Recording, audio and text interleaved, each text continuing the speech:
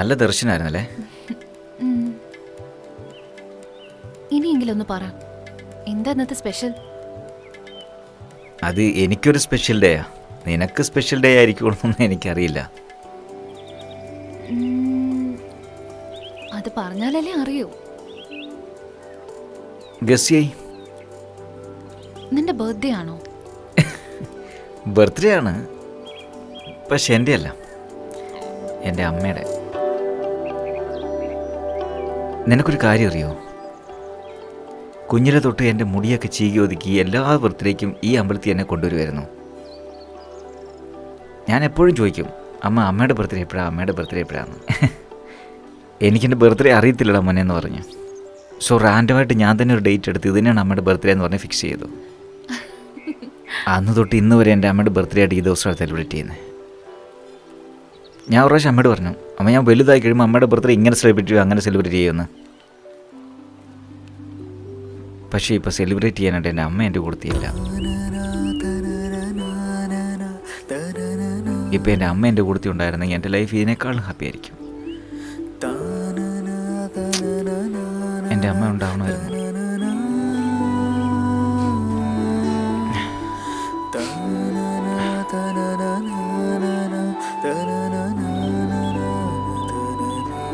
Second time. എന്തോ അത്? ഒരാണിരുന്ന് കരയുമ്പോൾ ഞാൻ കൺസോൾ ചെയ്യുന്നത്. ഞാനൊന്നും കരഞ്ഞൊന്നുമില്ല, കണ്ണിലെന്തോ വീണ്, അതാ ഞാൻ എടുത്തോണ്ടിരുന്നത്. അത് ശരി, കള്ളം പറഞ്ഞാലേ പെൺകുഞ്ഞേ ജനിക്കുള്ളൂ. അപ്പോൾ ഇനി ഞാൻ ഒരുപാട് കള്ളം പറയുന്നതിൻ്റെ അടുത്ത്. അതെന്താ, പെൺകുഞ്ഞാണ് നിനക്ക് കൂടുതൽ ഇഷ്ടം? ഞാനൊരു കാര്യം പറയട്ടെ. കുഞ്ഞിലെ എൻ്റെ ആൻറ്റിക്ക് ഒരു മോൻ ജനിച്ചു. എൻ്റെ മാമൻ എന്താ പറയാന്നറിയോ? ഞങ്ങളുടെ അച്ഛനാ ജനിച്ചിരിക്കുന്നതെന്ന് പറഞ്ഞേ. അതെങ്ങനെ സംഭവിക്കുമെന്ന് ഞാൻ അവരോട് ചോദിച്ചു. ഇപ്പം എൻ്റെ കാര്യം വന്നപ്പോഴാണ് മനസ്സിലായത്. സത്യമായിട്ടും എൻ്റെ അമ്മ എനിക്ക് മോളായിട്ട് ജനിക്കണം, എന്ത് നന്നായിരിക്കും അല്ലേ സുന്ദരി? ഈ നല്ല ദിവസം ഞാൻ നിൻ്റെ അടുത്ത് കാര്യം ചോദിക്കട്ടെ? എന്താ? എൻ്റെ അമ്മേനെ പോലെ ഒരു കുഞ്ഞിനെ പ്രസവിച്ച് എൻ്റെ കൈ തരുമോ?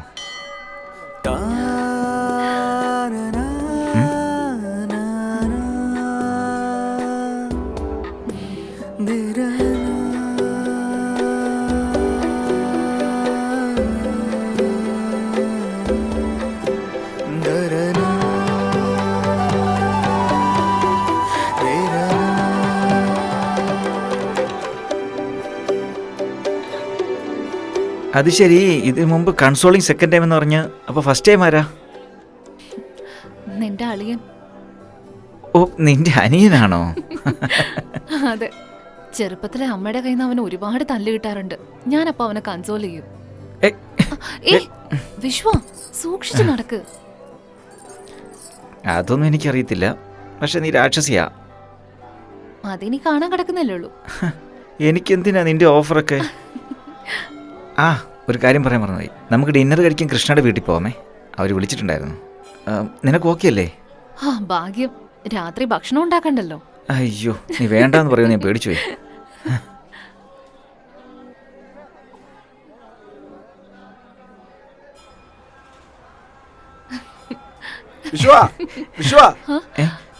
ഈ സൗണ്ട്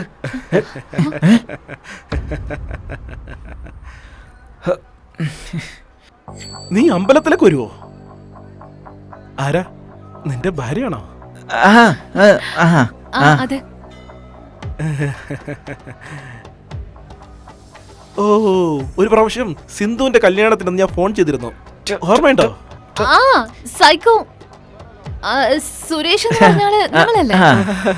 യെസ് യെസ്, ഞാൻ തന്നെ. ഓഹോ, വിശ്വ പറയാറുണ്ട് എപ്പോഴും നിങ്ങളെ പറ്റി. Super super. പാവം സിന്ധുവിന്റെ ബ്രേക്കപ്പിന് ശേഷം ഇവൻ എന്താകുമെന്ന് ഞാൻ പേടിച്ചുകൊണ്ടേയിരുന്നു. കാരണം നിങ്ങളെ പോലെ ഒരു നല്ല വൈഫിനെ കിട്ടാൻ വേണ്ടിട്ടാ ആ ദൈവം സിന്ധുവിനെ മാറ്റി നിർത്തുന്ന എനിക്ക് തോന്നുന്നത്. എന്നാലും നീ ചെയ്തത് തെറ്റാടാ. ബ്രേക്കപ്പ് ഉടനെ തന്നെ കല്യാണം കഴിച്ചേക്കോ.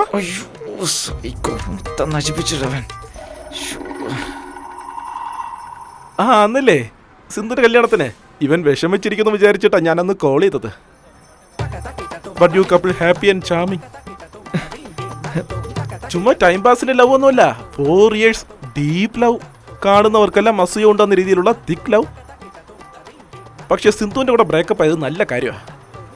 ബ്രേക്കപ്പ് ആയതുകൊണ്ടല്ലേ നിങ്ങളെ പോലെ ഒരാളെ വിഷുവിന് ഭാര്യയായിട്ട് കിട്ടിയത്.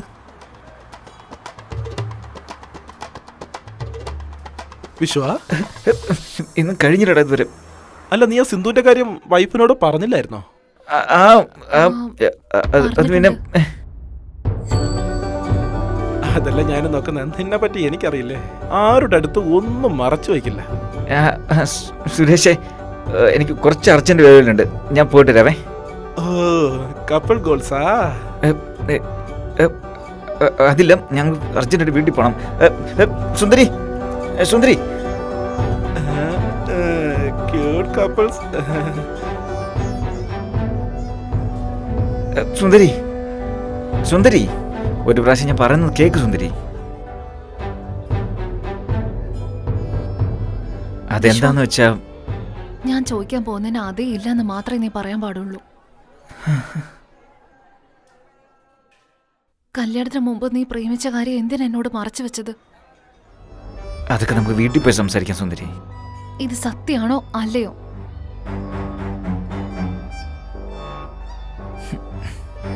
അതെ. നിന്റെ എക്സിനോട് ഉണ്ടായിരുന്ന ദേഷ്യം കാരണമാണോ എന്നെ കല്യാണം കഴിച്ച്?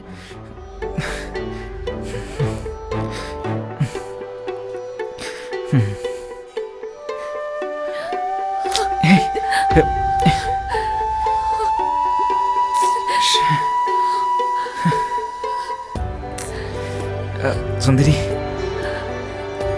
ഇങ്ങോട്ട് നോക്ക് സുന്ദരി, ഒരു പ്രാവശ്യം പറയുന്നത് കേക്ക്.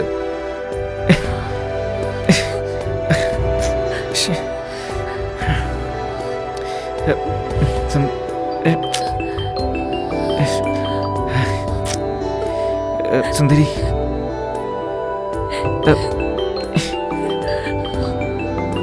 ഹലോ, പറടാ. എന്താടാ എവിടെ ഉള്ളേ? ഞങ്ങൾ ഇന്ന് വരാൻ പറ്റില്ലടാ, വേറൊരു ദിവസം നമുക്ക് പ്ലാൻ ചെയ്യാം. നീ ഇങ്ങനെ പെട്ടെന്ന് പറഞ്ഞ എങ്ങനെയാ? അപ്പം ഞാൻ ഉണ്ടാക്കി വെച്ചതൊക്കെ, ചേച്ചേ എന്റെ ഭാര്യ പുഷ്പം ഉണ്ടാക്കിയതൊക്കെ എന്ത് ചെയ്യും? ബാലയ്ക്ക് എന്തോ ജോലി ഉണ്ടെന്നും ഞാൻ പിന്നെ വിളിക്കാം നിന്നെ. ഡാ, നീ ഇപ്പം ഇത് കുറേ തവണയായി ഇതും പറഞ്ഞ് പറ്റിക്കുന്നു. ഇത്തവണ സമ്മതിക്കാൻ പറ്റില്ല, മര്യാദയ്ക്ക് വന്നേക്ക്. ഞാൻ പിന്നെ വിളിക്കാടാ നിന്നെ. നീ ആ ഫോണൊന്ന് എൻ്റെ സിസ്റ്ററിൻ്റെ കൈ കൊടുത്തേ.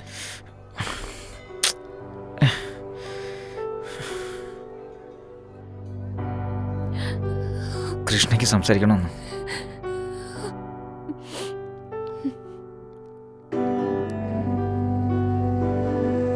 ഏട്ടാ. എന്താ സിസ്റ്ററെ, ഞങ്ങളുടെ വീട്ടിലേക്ക് വരാൻ നാണിക്കാണോ? അയ്യോ, അങ്ങനെയൊന്നുമില്ല ഏട്ടാ, വന്നോണ്ടിരിക്കുക. ഓൺ ദ വേ ആണ്. ആ, സമ്മതിച്ചാലും സന്തോഷം. ഒന്ന് വേഗം വാ, എൻ്റെ ഭാര്യ പുഷ്പ നിങ്ങൾക്കായി വെയിറ്റ് ചെയ്യുക. ആ, വന്നോണ്ടിരിക്കുക. ശരി, ഫോണൊന്ന് വിശ്വയ്ക്ക് തന്നെ കൊടുക്കുമോ സിസ്റ്ററെ? ആ.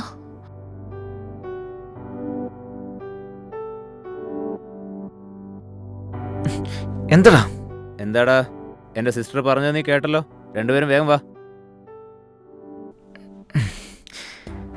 ശരി, വരാം. ബൈ.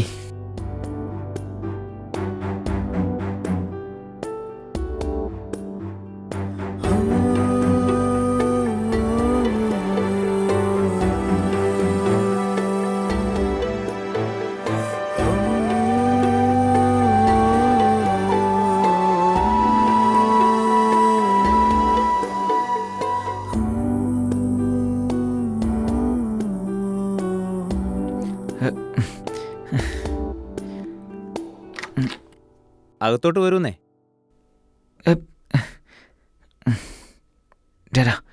ഒരു മിനിറ്റ് കൂടെ വന്നടാ. എന്താടാ? ഇങ്ങോട്ട് പ്ലീസ്. വിശ്വ എന്തോ ആലോചിച്ചോണ്ടിരിക്കാൻ തോന്നുന്നു ഏട്ടാ. ഞാൻ എന്തോ ആലോചിച്ചോണ്ടിരുന്നേ. ഇവൻ എപ്പോഴും ഇങ്ങനെയാ സിസ്റ്ററെ, ഓഫീസ് ടൈം കഴിഞ്ഞാലും വർക്കിനെ പറ്റിയേ ചിന്തിക്കൂ. Bloody work alcoholic. എന്തിനോടാ? ദൈവമേ, എങ്ങനെയെങ്കിലും നീ മാനേജ് ചെയ്താ. വിശ്വ, എന്നോട് എത്ര തവണ പറഞ്ഞിട്ടുണ്ട് ഓഫീസ് കാര്യങ്ങൾ അവിടെ വെച്ച് മാത്രം നോക്കിയാൽ മതിയെന്ന്. ഇത് ഫാമിലി ടൈം ആടാ, ഇവൾക്കും നീ കുറച്ച് സമയം കൊടുക്ക്. Okay Krishna sir. അതാണ്, അങ്ങനെ വഴിക്ക് വാ. പിന്നെ എന്റെ ഹാർട്ട് ബീറ്റിനെ ഞാൻ നിങ്ങൾക്ക് പരിചയപ്പെടുത്തിയിട്ടില്ലല്ലോ. പുഷ്പ, വിശ്വയും വിശ്വയുടെ വൈഫും വന്നിട്ടുണ്ട്. നീ ഒന്ന് ഇങ്ങോട്ട് വന്നേ. അതാ വരുന്നു. പുഷ്പ, വിശ്വ നിനക്കറിയാലോ, hi. Bala Tripura Sundari, Vishwas heart beat. Hi. Hi. ആ, എന്നെ ബാലാന്ന് വിളിച്ചാൽ മതി കേട്ടോ. ഓക്കെ ബാല. ആ, അതിരിക്കട്ടെ, വൈഫിന് എന്തുകൊണ്ടാ കല്യാണത്തിന് കൂട്ടിക്കൊണ്ടുവരാഞ്ഞ്? ആ സമയത്ത് ഇവളുടെ അച്ഛൻ സുഖമില്ലാതെ ഹോസ്പിറ്റലായിരുന്നു, അതുകൊണ്ടാ കൂട്ടി വരാഞ്ഞ്. ഓ, എന്താടി, എല്ലാം റെഡിയാണല്ലോ അല്ലേ? ഒരു 5 മിനിറ്റ്സ് എല്ലാം എടുത്തു വെക്കാം. ഇതാ പറ്റിയ ടൈം. നീ എപ്പോഴും ഇങ്ങനെയാ, കുറച്ചെങ്കിലും പങ്ക്ച്വാലിറ്റി വേണ്ടേ? ഇവർ വരുമെന്ന് നിനക്കറിയാവുന്നതല്ലേ? എല്ലാം തീർന്നു, എടുത്തു വെക്കാം.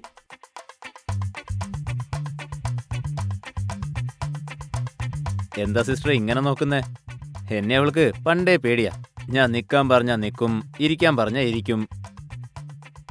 എടേ, ആ ലെമൺ എടുത്തോണ്ട് വന്നേ. അവരങ്ങടെ ഇറങ്ങട്ടെ, കാണിച്ചു കൊടുക്കുന്നുണ്ടവന്. ആ, എടുത്തോണ്ട് വരുന്നു. ഏ? എന്താടാ ഇതല്ല? എന്താ സിസ്റ്ററെ, ഇവന്റെ കൂടെയുള്ള ലൈഫ് എങ്ങനെയുണ്ട്? സന്തോഷായിട്ടിരിക്കുന്നു.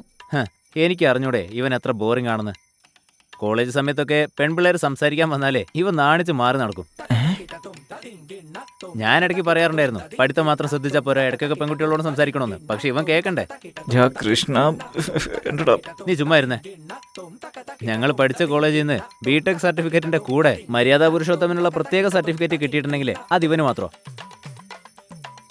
വേറൊരു കാര്യം കൂടി പറയട്ടെ. കൃഷ്ണ, വേണ്ടടാ. നീ ഉണ്ടായിരുന്നേ. കോളേജിൽ വെച്ച് ഒരു പെൺകുട്ടി ഇവന്റെ പുറകെ നടക്കാറുണ്ടായിരുന്നു. പക്ഷെ ഇവനോ ആത്മനിയന്ത്രണത്തിന്റെ ആൾരൂപമാണ് ഇവൻ. ഈ ജനറേഷനിൽ ഇതുപോലൊരു ഭർത്താവിനെ കിട്ടണമെങ്കിലേ സത്യം പറഞ്ഞാൽ നിങ്ങൾ പുണ്യം ചെയ്യണം. കൃഷ്ണ, ഇവൻ എന്തെങ്കിലും ഒന്ന് ചെയ്യണ്ടേ കൃഷ്ണ? ചുമ്മാ അരിയടാ, നിന്നെപ്പറ്റി സിസ്റ്റർ നല്ലോണം അറിയണ്ടേ? ഇല്ല മോളെ, ഞാനൊന്നും പറഞ്ഞിട്ടില്ല, എനിക്കൊന്നും അറിയില്ല. ഞാൻ ഏട്ടനോട് ഒരു കാര്യം പറഞ്ഞോട്ടെ? പറഞ്ഞോളൂ. ഈ വിശ്വേന്റെ സിന്ധുവിന്റെ ലവ് മാറ്റർ ഉണ്ടല്ലോ, നിങ്ങളുടെ സൈക്കോ സുരേഷ് എനിക്ക് 70mm സ്ക്രീനിൽ കാണിച്ചു തന്നു.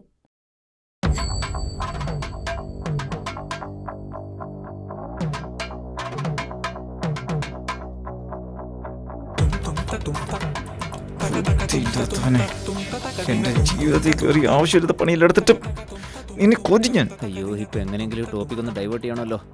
പുഷ്പ, ഇനി എത്ര നേരം വെയിറ്റ് ചെയ്യണം? ദാ കഴിയാണ്.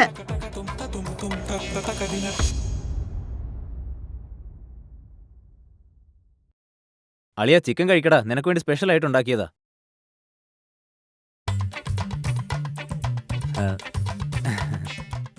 വേണ്ടെങ്കി വേണ്ട, നീ ഇങ്ങനെ തുറച്ചു നോക്കല്ലേ. നിങ്ങളിരിക്കുക, ഒരുമിച്ച് ഭക്ഷണം കഴിക്കാം. നിങ്ങൾ കഴിച്ചോളൂ, സാരില്ല, ഞാൻ പിന്നീട് ഇരുന്നോളാം. അവൾ എപ്പോഴും ഇങ്ങനെയാ, ഞാൻ കഴിച്ച ശേഷം അവൾ കഴിക്കൂ.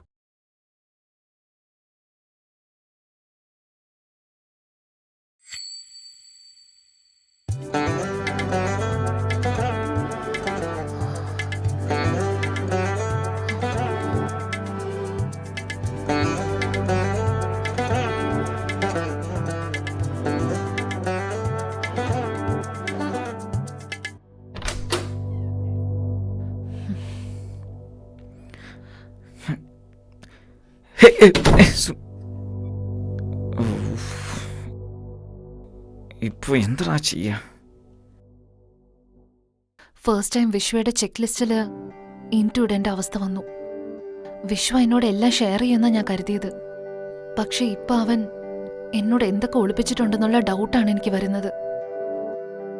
എല്ലാത്തിനേക്കാളും എന്നെ വേദനിപ്പിച്ച ഒരു കാര്യം, വിശ്വ അവന്റെ എക്സിനോടുള്ള ദേഷ്യം കൊണ്ട് എന്നെ കല്യാണം കഴിച്ചെന്ന് ഓർക്കുമ്പോഴാ. അതൊരിക്കലും എനിക്ക് അംഗീകരിക്കാൻ പറ്റില്ല. വിശ്വയ്ക്ക് ഇപ്പൊ എന്റെ കൂടെ ഒരു കുഴപ്പമില്ലെന്നുള്ളത് ശരിയാ, പക്ഷെ അവൻ എന്നോട് ഓണസ്റ്റ് ആയിട്ടാണോ ഇരിക്കുന്നതെന്നുള്ളത് എനിക്ക് സംശയം തോന്നുക. അവൻ എന്നോട് ശരിക്കും സ്നേഹമുണ്ടെന്നുള്ളത് എനിക്ക് ഫീൽ ചെയ്യണം. ഞാൻ വിശ്വയെ സ്നേഹിക്കുന്നത് പോലെ.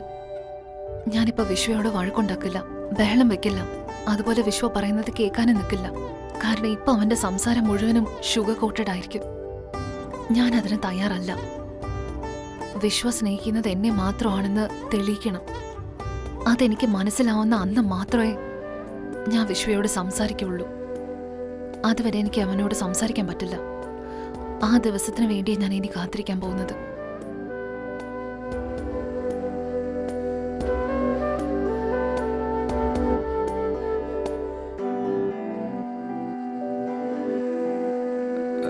സുന്ദരി, ഞാൻ പറയുന്ന ഒരു പ്രാവശ്യം ഒന്ന് കേക്ക്.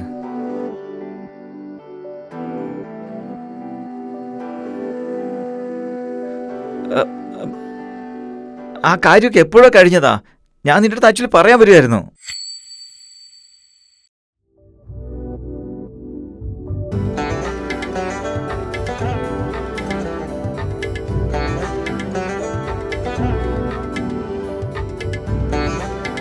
അയ്യോ, ഭയങ്കര ഇറിറ്റേറ്റായി തോന്നല്ലോ.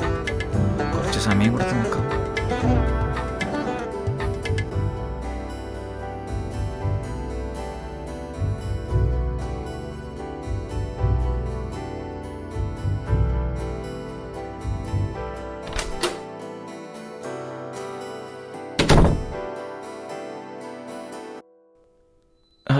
Good morning.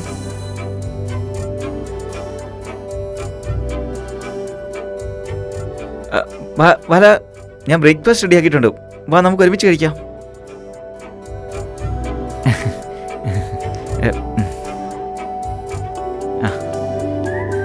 ലാസ്റ്റ് ടൈം നിനക്ക് ഒരുപാട് ഇഷ്ടപ്പെട്ട് നീ കഴിച്ചല്ലേ, അതുകൊണ്ട് പിന്നെ അത് ഞാൻ ഉണ്ടാക്കിയത്. ടേസ്റ്റ് ചെയ്തിട്ട് എങ്ങനെയുണ്ടെന്ന് പറയണേ.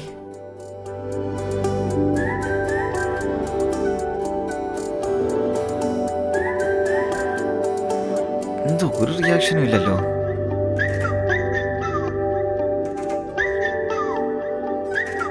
ഈ മേഡത്തിനൊന്ന് സംസാരിപ്പിക്കാനായിട്ട് എന്താ ചെയ്യാന്നറിയില്ലല്ലോ.